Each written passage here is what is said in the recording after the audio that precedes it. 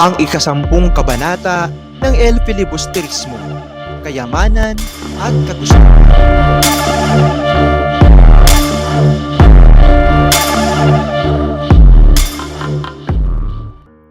Nang sumunod na araw, nagulat ang mga kapitbahay nang dumating si Simuon, isang mang-aalahas at pakituloy sa bahay ni Kabesang Tales. Kasama niya ang kanyang mga utusan na may dalang malalaking baol ng mga alahas. Kahit na naghihirap si Kabesang Tales, hindi niya nakalimutan ang ugali ng mabuting pagtanggap sa mga bisita. Bagamat wala siyang may pagkakaloob sa banyagang panauhin, nagdala si Simuon ng sarili niyang pagkain at mga utusan. Kailangan lang niya ng matutuluyan ng maghapon at magdamag, at marahil ay pinili niyang tumuloy sa bahay ni Tales dahil malapit ito sa San Diego, isang lugar kung saan madali niyang makakita ang mga mamimili.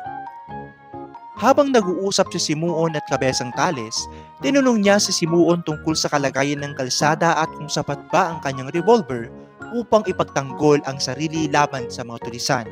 Sumagot si Tales na may rifle ang mga tulisan, ngunit ipinakita ni Simuon na ang kanyang revolver ay pang malayo at mas mabisa pa.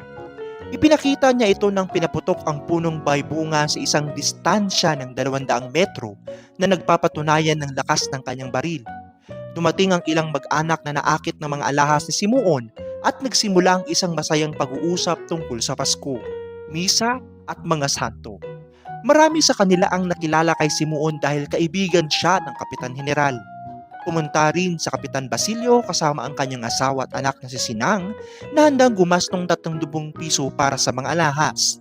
Dumating din si Hermana Pensyang na nagnanais bumili ng isang diamanting singsing na ipinango niyang iaalay sa Birhen ng Antipolo.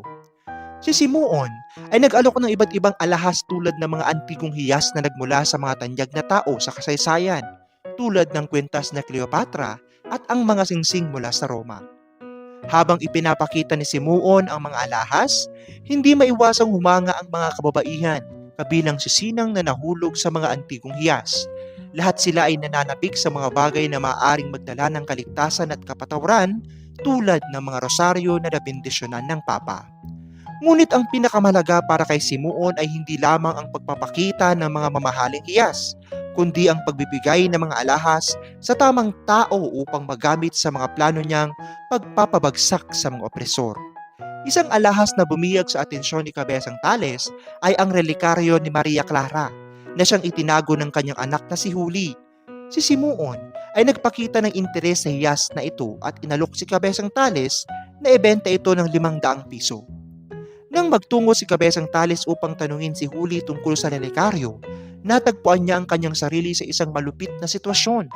Ipinakita ni Simuon ang halaga ng hiyas at simulang manghikayat ng mga tao upang gamitin ito sa masamang layunin.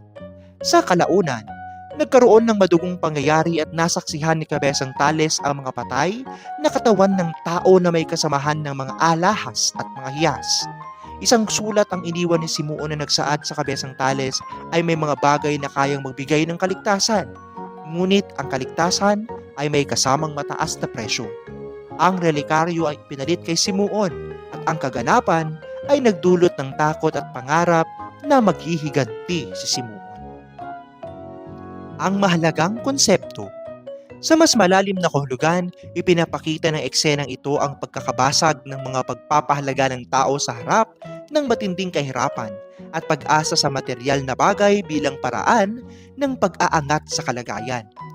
Ang hindi tapat na paggamit ng mga tao sa kapangyarihan at ang paghihiganti ni Simuon ay nagsisilbing paglalarawan ng mga problema sa lipunan tulad ng kasakiman, hindi pagkakapantay-pantay, at makatarungang paghihiganti laban sa mga nagpapahirap sa kanilang mga kababayan.